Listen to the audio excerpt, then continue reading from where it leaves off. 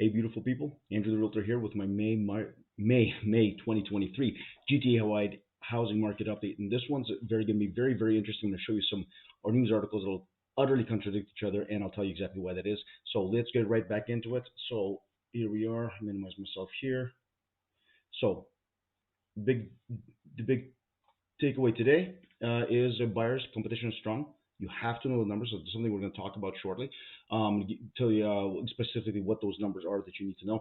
And of course, sellers were selling an average of around 300 homes per day. That's the average of homes per day right now for the Toronto Real Estate Board, which is a significantly higher, probably another 25% or so higher than it was in April, or the beginning of April. So right now we're really humming along, and the market is very busy. So as always, let me get into this. Excuse me. So, of course, I always do this as a kind of a point of value for those of you guys watching this. I'll send this out with my newsletter as well.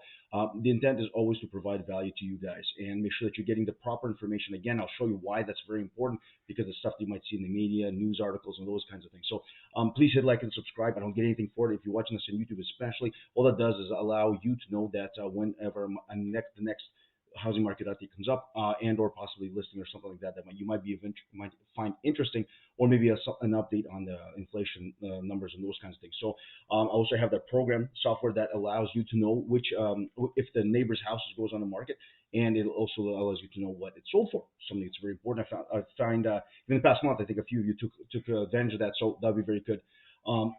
Always the point being providing value that is actually something that you need, not just content, as people keep saying these days. Content. What's the point of content if it's not even important? So here is something I found, something very kind of fun for me. But so have a look at these two headlines. So this is rather interesting. So two headlines.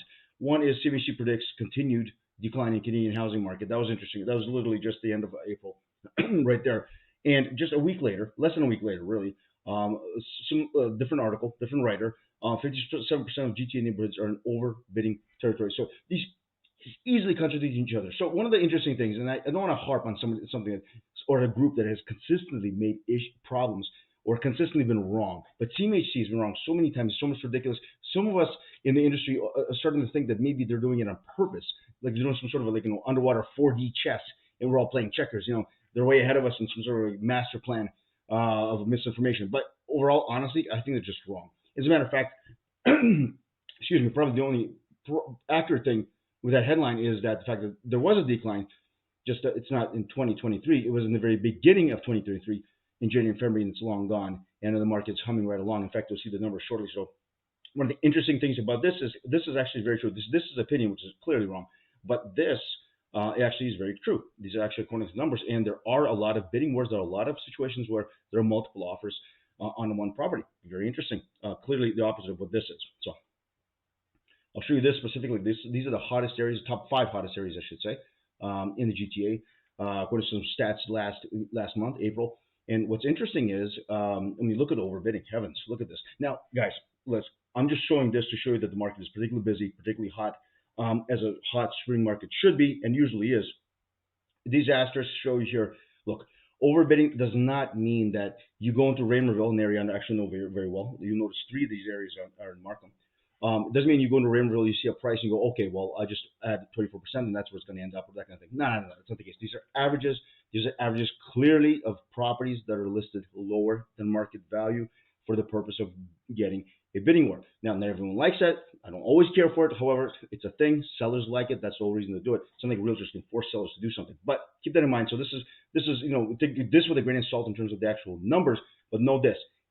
This shows clearly it's a hot market because a lot of areas are having bidding wars. A lot of areas are having a lot of homes go above asking, mostly due to the fact that they're listed lower. Anyway, but still, the prices are moving up. So the more important numbers, here they are. So this is year over year, and on the right is month over month. So let's go year over year first, this part right here. So green is good always, and notice homes sold last month, April 2023 versus April 2022. And you notice it's down only 5%. So very close in terms of sales volume. That's a good sign. That's a good sign because obviously 2022 was very busy, especially the first 4 months or so, and we're really catching up. Now, the price has not yet caught up, but it's getting close. Average price, we're down 7.8, just basically 8% versus April of 2022. Obviously, we don't have May. We're in May, but we don't have May stats yet. So the interesting thing there is that, again, if you look back to 2021, is something that I've done in the past few months. I'm not going to show you the numbers here for sake of overwhelming you with information. The point is, 21 to 22, the increase was anywhere from 15, 20 plus percent. So going down 8% since 2022 means we're still up in double digits, probably 15, 16% or more, depending on the house, versus 2021. So the market is clearly up. And the one negative really thing that I'm still noticing is inventory is picking up, creeping up, which is good. And we're selling a lot, which is keeping the inventory lower than it really could be. But here's the thing: new listings. In fact, if you're on a fence, or if you're thinking of selling your house, or have been thinking about putting in you've had the plans, but you haven't really put it into action yet, I would highly recommend, and I'll give you some more information about that too.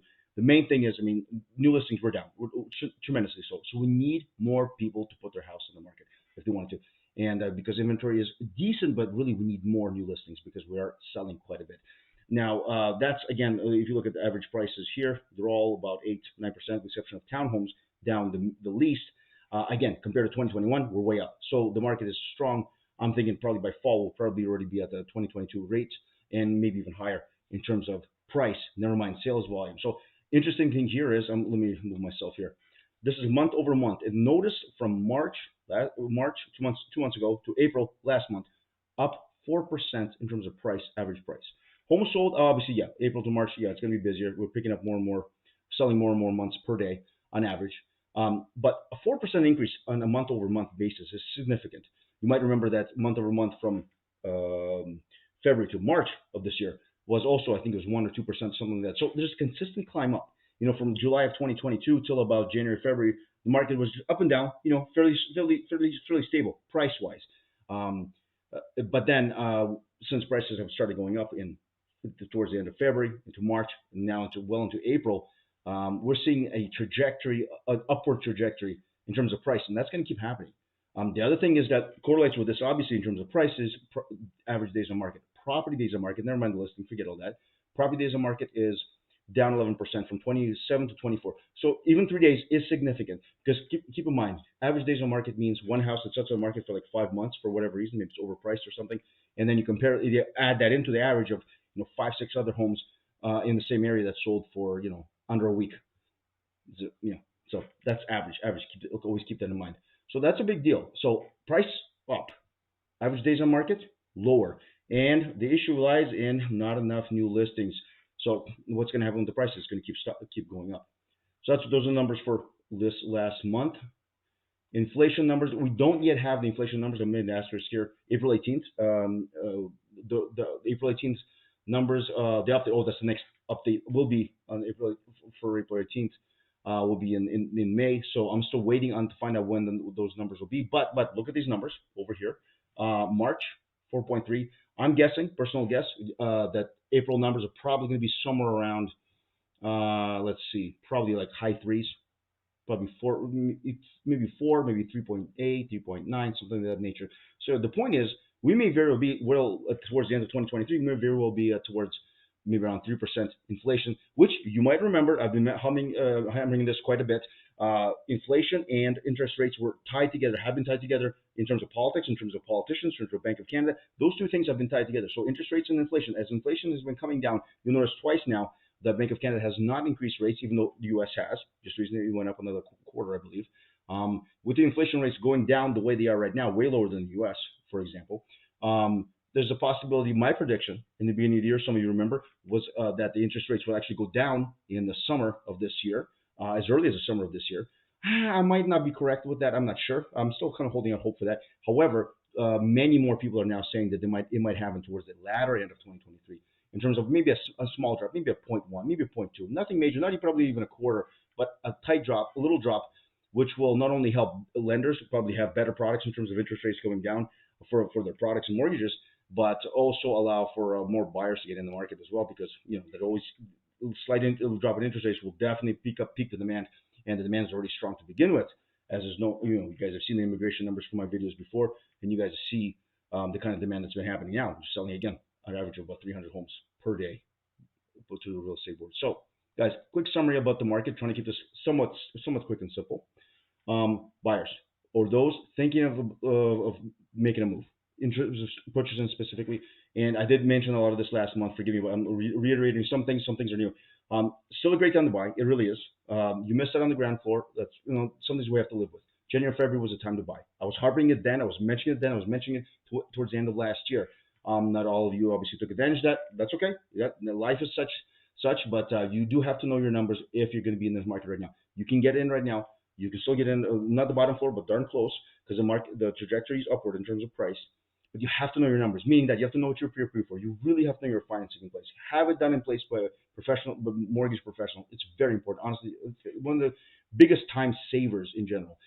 You also have to know numbers of where you're buying. So many people, you see these bidding wars and these kind of things. I've seen articles and social media comments and posts, people complaining this house was listed at 999 and now it's sold at 1.4 million, and they're upset or everything. Well, listen, if you actually knew what the value of the house in that area is, you wouldn't be expecting it to be 9.9. No, I'm not saying that that's even accurate in terms of the listing agent doing that. I'm not saying that's really particularly honest.